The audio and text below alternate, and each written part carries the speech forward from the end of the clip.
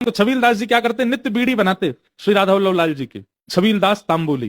तो छोटी छोटी बीड़ी बना के उनके मन में आती कि लाल जी स्वीकार करेंगे, कभी मेरे हाथन से स्वयं बीड़ी पामेंगे। एक दिन आपने श्री हितरवंश महाप्रभु जी को प्रणाम किया तो महाप्रभु जी बड़े प्रसन्न, महाप्रभु जी प्रसन्न है कि बोले भैया छबीलदास, मैं लाल जी की सेवा में जाऊं, राधा वल्लभ लाल जी की, और जब मैं सेवा में बीड़ी पधराऊं ना तो एक क्षण के काजे ऐसा लगा कि श्री राधा वल्लभ लाल जी बड़े प्रसन्न हैं। भैया तू अपनी सेवा से ठाकुर जी को प्रसन्न करे, कछु मांग ले मोते।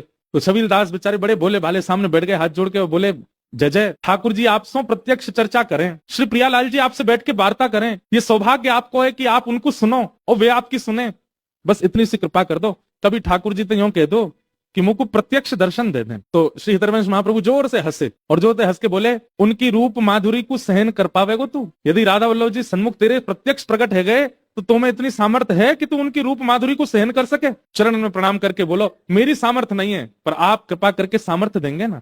दास कहते हैं, मेरी सामर्थ्य तो इतनी भी नहीं कि मैं बीड़ी भोग बनाऊं, पर आप यदि सामर्थ्य देंगे तो निश्चित हो जाए। ऐसे ही बैठे बैठे केवल हाथ फेर दिया, हंस गए थोड़े से। छबीलदास का रोज का नियम था छोटी छोटी बीड़ी बनाना, चांदी के पात्र में लेकर के श्री राधा वल्लभ जी के सन्मुख पधरा के आना।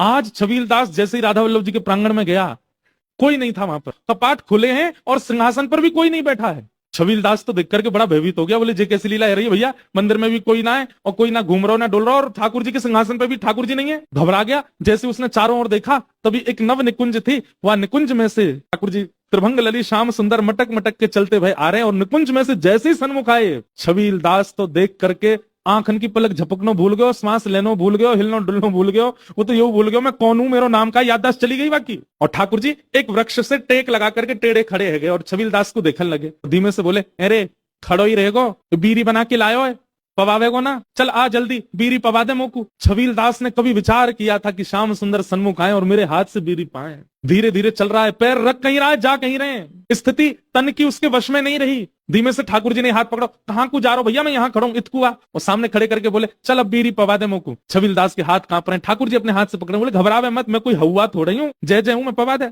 जैसे छबीलदास ने बीड़ी लेकर के ठाकुर जी को पाए, नेक बीड़ी लेकर के अपने कोमल मोतिन जैसे दांतन से नेक बीड़ी खाए के और अपने हाथ से बची हुई बीड़ी पकड़ के छबीलदास के मुख में डाल दी। जैसे ही छबीलदास ने वो बीड़ी पाई, उसी समय देह त्याग दिया और निकुंज में प्रवेश कर गया।